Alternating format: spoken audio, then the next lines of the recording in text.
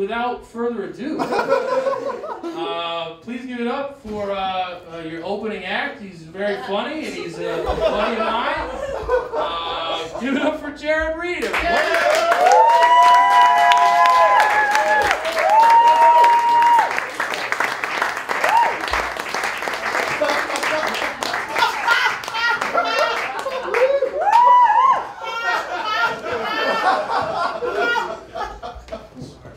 Thanks for sticking around. Just a quick question: does anyone need to use the bathroom? That's something we can do. I want to do the best I can to.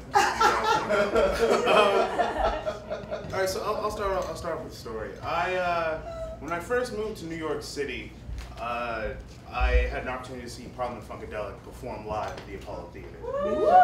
And I was like, holy shit, I gotta get there. And I knew I didn't have tickets, but I knew I had to make it happen. So like I went down to the theater and like I snuck around to the back and I saw the security guard. And I looked out and I was like, hey man, I'm part of the film crew. He's like, oh sorry brother, let me just let you in. He lets me into the back of the theater. And instantly I get lost and I'm just like confused. And I find myself on the side stage of the actual theater while they're sound checking for the song P-Funk. I don't know if you guys know that song, but it goes like, make my funk P-Funk.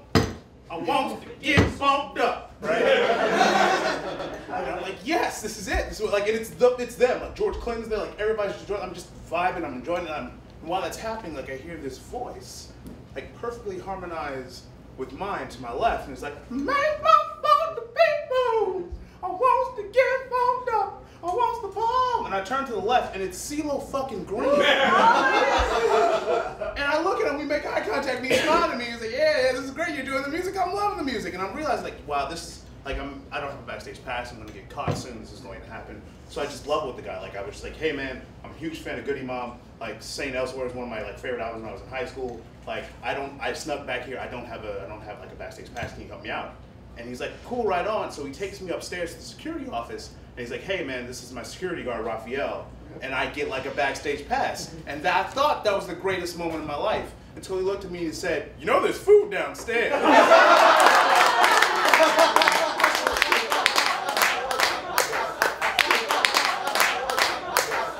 Smash cut, like we're downstairs like eating, like enjoying ourselves. Like everybody's there. Bootsy Collins is walking in, a bunch of famous ass people. Like the head of the Mega Sci-Fi is there. I'm just like, this is a great moment in my life. And then it just like hits me. I'm just like, this is the closest I'll ever get to being a cool black kid. Like I intend to do cooler black kid things, but up to this point, I'm weird. Like I've been weird.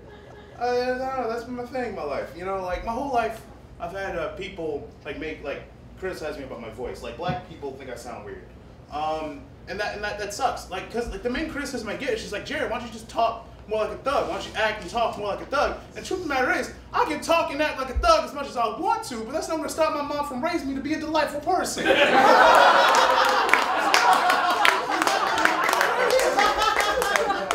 its best, at its absolute best, I'll just be a polite thug. You know, just catch me on the corner shirtless, going, hey, hey, girl, hey. You dropped your keys. And your smile, come on.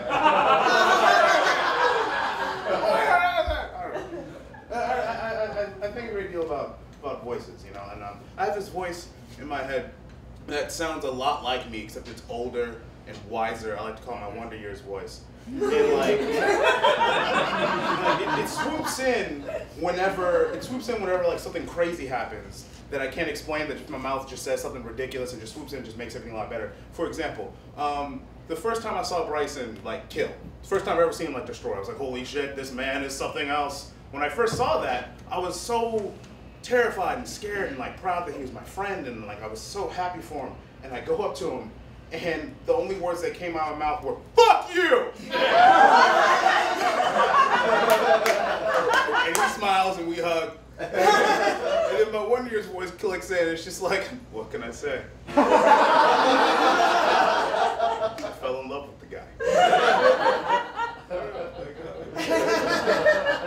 That was crazy.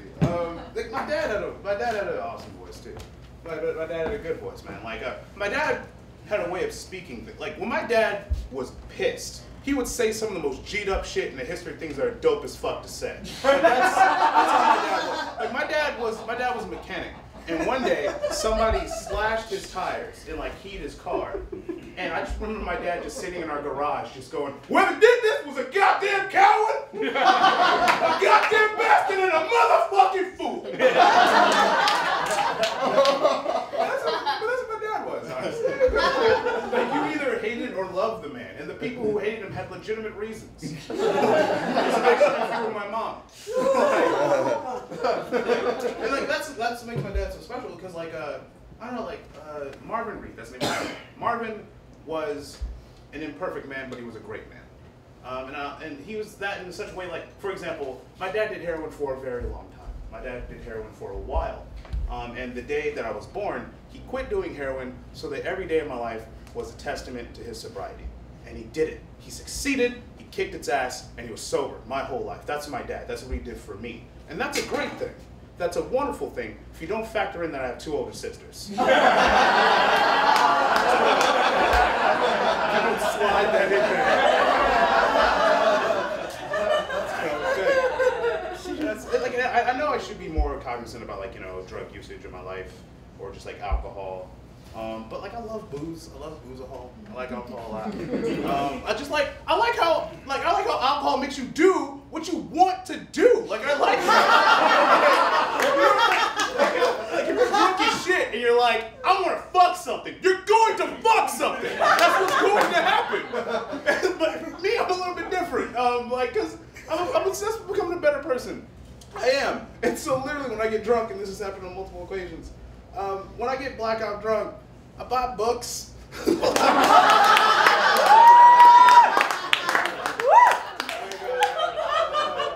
wake up the next day next to a pile of literature. Like, oh, we are soulmates. Oh, awesome. Oh, man. That's what's happening. Like, so the last time that happened, like, my 1 year's voice clicked in again. And then it was just like, back then, every mistake was a step in the right direction.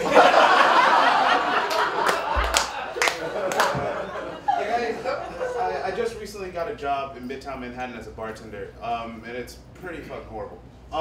Like, as an intellectual black man, it's really frustrating having your sole income based off the charity of white people. Like, it's a very frustrating thing. So, like, I find myself, like, and I'm kind of physically intimidating, I'm a larger dude, and, like, I find myself, like in order to overcompensate that, I find myself acting like Mr. Bojangles.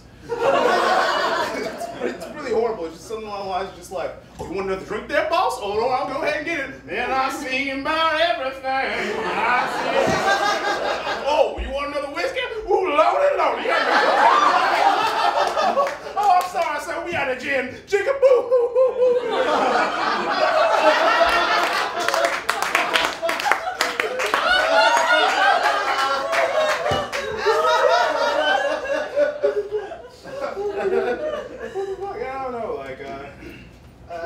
I'm getting there. Like I'm getting there. Like I'm becoming better. I think I'm growing in a very, very specific way. I'm finally starting to like lose a lot of weight, start like get buff, more swole, start to dress nicer. This mainly happened because like recently I hit a fat guy rock bottom. It's okay. All right, here we go. Okay, so I was sitting on a couch eating a large pizza alone, and I shat my pants. Like, soulmates still?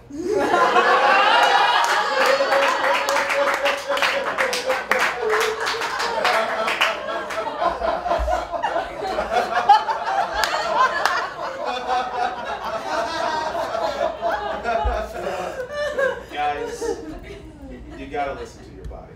And at that time, my body was telling me, Jarrid, I love you, but I can't turn cheese into energy anymore. Can't do it. I won't allow you to do it. Put too much.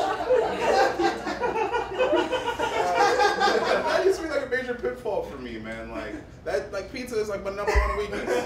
Like that's my kryptonite. That's how you would kill me. If this was a Greek play. You just like poison pizza and just have it out for free and just be like, have a slice, and then I'd eat it all and die. So in the spirit of that, I recently discovered Alligator Lounge. Yeah, fuck.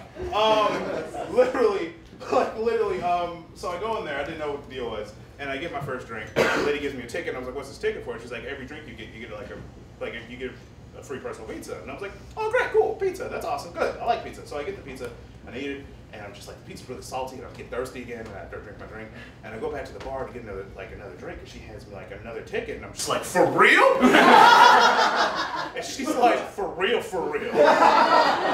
May the circle be unbroken by and by, Lord, by and by.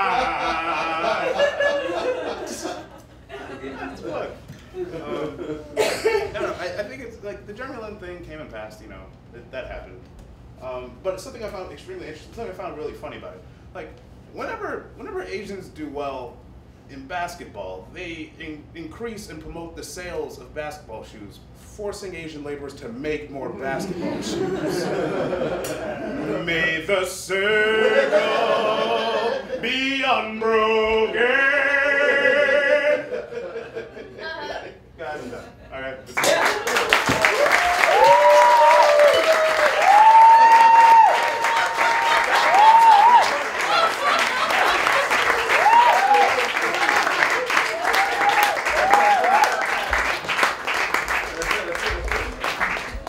May the circle be